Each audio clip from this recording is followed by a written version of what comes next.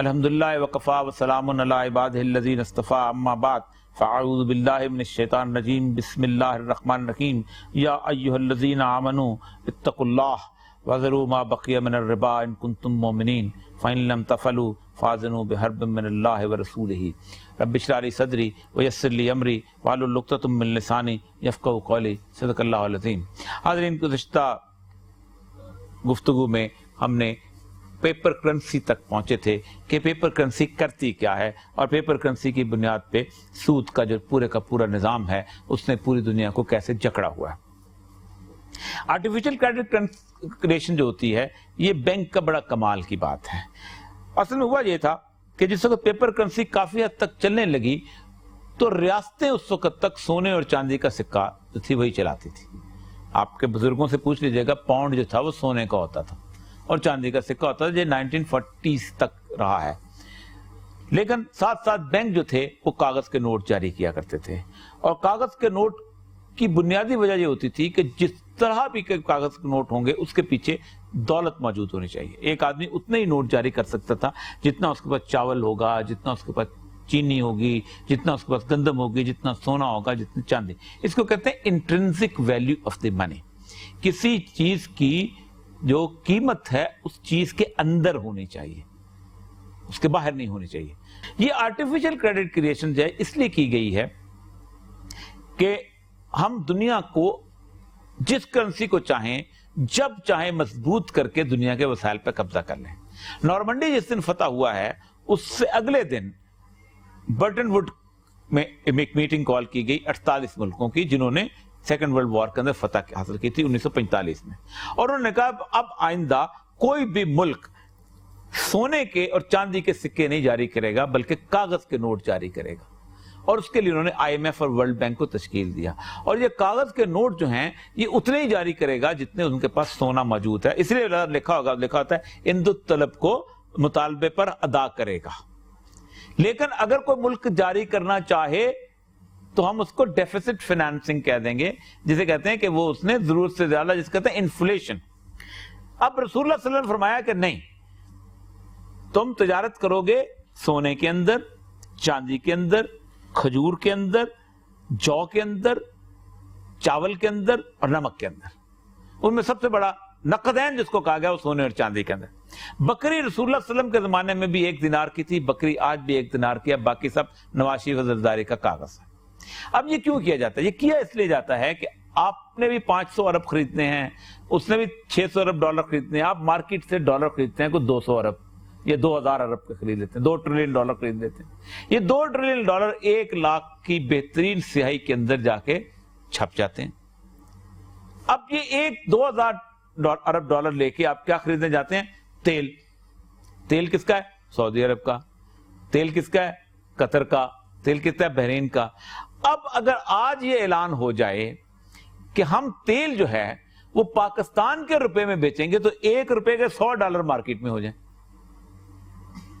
لیکن وہ طاقت سے اس کو قبضہ کیا ہوا ہے تو اس لیے انہوں نے ڈالر کو اس کو ہارڈ کرنسی کے طور پہ رکھا گیا۔ تو اس کی بنیاد کے اوپر انہوں نے کہا تھا کہ سونے کی بنیاد پہ آپ رکھیں گے۔ اب یہ سونے کا بھی انہوں نے کہا کہ سونا کیا کرنا ہے، اس طرح تو ہم نہیں کر سکتے، ہم تو ڈالر اس سے چھاپ نہیں سکتے۔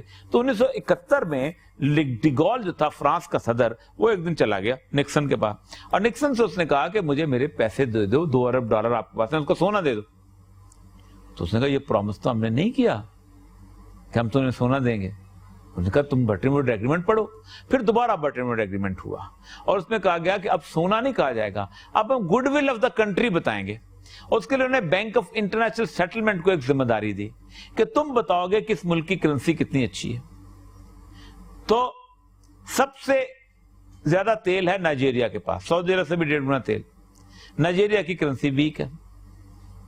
آئس لینڈ کے پاس گھاس بھی نہیں اگتی، اس کی کرنسی سٹرونگ ہے۔ تو یہ دنیا کو بنیادی طور پہ پورے سودی نظام کے شکنجے میں جکڑا ہوا ہے۔ اس آرٹیفیشل کریڈٹ کریشن کا کمال یہ ہے کہ 45,000 کور کارپوریشن ہیں، ان کو 500 کارپوریشن جو اوپر سپرا کور کارپوریشن کنٹرول کرتی ہیں، اور ان کو 20 بینک جو ہیں وہ کنٹرول کرتے ہیں جو ان کے اندر پیسہ لگاتے ہیں۔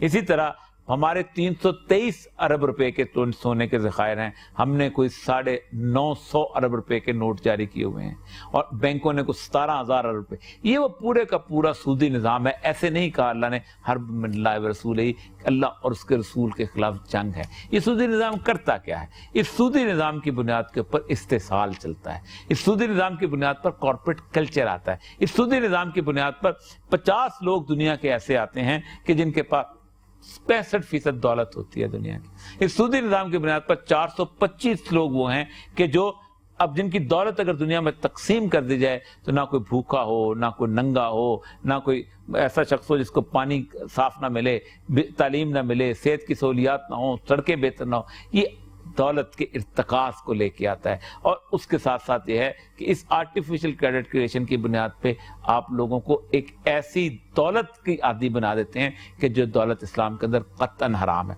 مثلا سب سے آسان ترین کام جو ہے مائکرو کریڈٹ کا ہے. آپ انگلینڈ میں اس وقت بیٹھے ہوئے ہیں، فرانس میں بیٹھے ہوئے ہیں، آپ کے پاس کہیں سے $5,000 آ گئے ہیں، آپ وہیں سے بیٹھ کے انٹرنیٹ پہ بیٹھیں گے. افریقہ میں کوئی بندہ بیٹھا ہوا ہے، کوئی NGO کام کر رہی ہے، آپ اس کو $500 دیں گے یا $5,000 دیں گے کہ میرے پیسے بھی انویسٹ کر دو. کس میں؟ ایک آرٹیفیشل 23% سے لے کے اس کریڈٹ وہ جو ہے کیا نام مائکرو کریڈٹ 75% تک لوگوں کو اس قرضے کے اندر شکنجے کے اندر جکڑا جاتا ہے. قوموں کو مقروض کیا جاتا ہے. 1947 سے پہلے برِ صغیر پاک و ہند پر $1 کا قرضہ نہیں تھا. $1 کا قرضہ نہیں تھا. بگیسٹ ایجوکیشن سسٹم یہاں بنا، بگیسٹ ایجوکیشن سسٹم یہاں پر بنا، شاندار قسم کا جو ہے ریلوے کا نظام یہاں بنا، ڈاک خانے بنے، تمام تر چیزیں، برقی تاروں کے نظام بنے، ہائیڈل پاورز بنے، کیا کچھ نہیں. اکیلی مال روڈ جو ہے آپ بنانا چاہیں تو نہیں بنا سکتے. لیکن ہوا کیا؟ اس پورے نظام کے اندر اس کو شامل کر لیا گیا سود کو، اور اس کے بعد قومی ڈیٹ کا تصور دیا گیا. اسی لیے اس پورے نظام کے خلاف اللہ نے کہا ہے اللہ اور اس کے رسول کے خلاف جنگ ہے. اسی لیے جو سخت ترین حدیث ہے وہ صرف اسی کے بارے میں آئی ہے کہ رسول اللہ صلی اللہ علیہ وسلم نے فرمایا کہ سود کے گناہ کے 70 درجے ہیں، اور آخری درجہ گناہ کا یہ ہے کہ کوئی شخص اپنی ماں کے ساتھ زنا کرے. وآخر دعوانا الحمدللہ رب العالمین.